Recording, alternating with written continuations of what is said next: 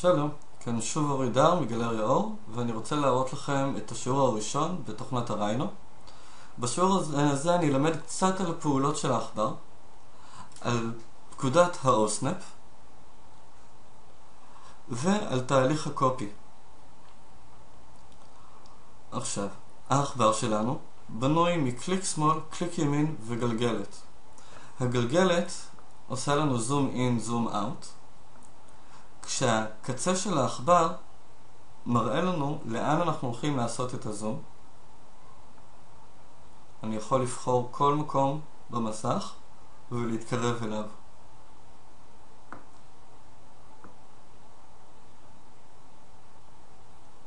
קליק שמאל הוא קליק של בחירה.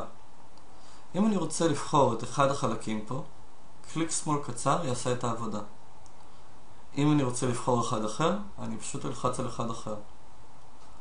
אם אני רוצה לבחור כמה, אני מחזיק שיפט ואז לוחץ קליק שמאל. אם אני אלחץ בצד, זה יבטל את הבחירה. קליק שמאל הוא גם הכפתור שאיתו אני בוחר את הנקודות שלי. בחרתי עכשיו קופי, ופה למעלה בקופי הוא רושם לי Select Object to Copy. אני יכול לקחת אחד, ואז הוא רושם לי Press Enter when done, כי אני יכול לקחת גם עוד אחד. ועכשיו אם זה הספיק לי, אז קליק ימין משמש ל-Enter. אני עושה קליק ימין, ואני יכול להעתיק את זה כמה פעמים שאני רוצה על המסך. בשביל לסיים את הפקודה, אני שוב לוחץ קליק ימין.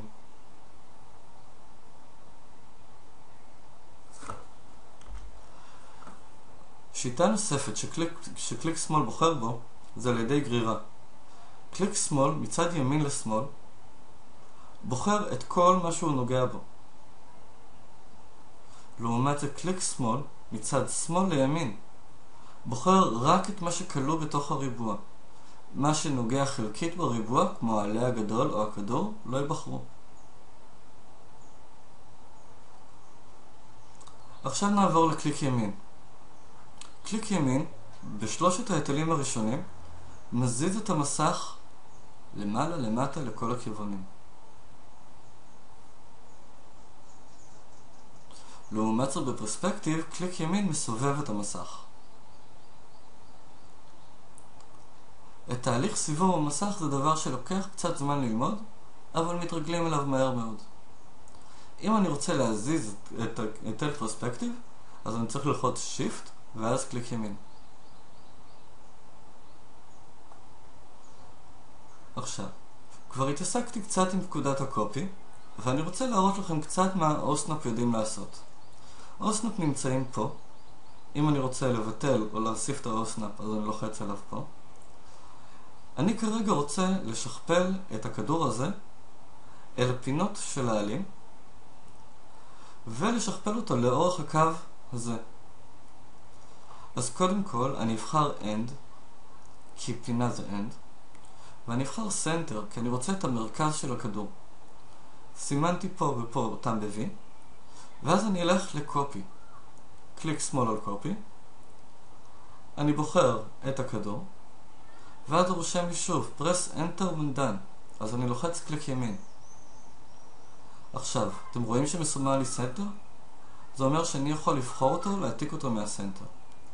ועכשיו כל פעם שאני אגע ב-End, אני יכול להניח אותו בקצה של עלה.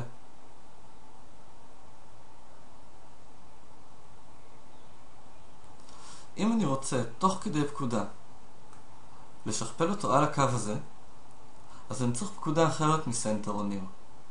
אני צריך ללכת מסנטר או End, סליחה. אני צריך ללכת לניר, ולחצתי עליו קליק ימין כדי ששתי אלה יתבטלו, ופה יופיע לי ה-V, ועכשיו אני יכול לשכפל אותו על הקו המרכזי.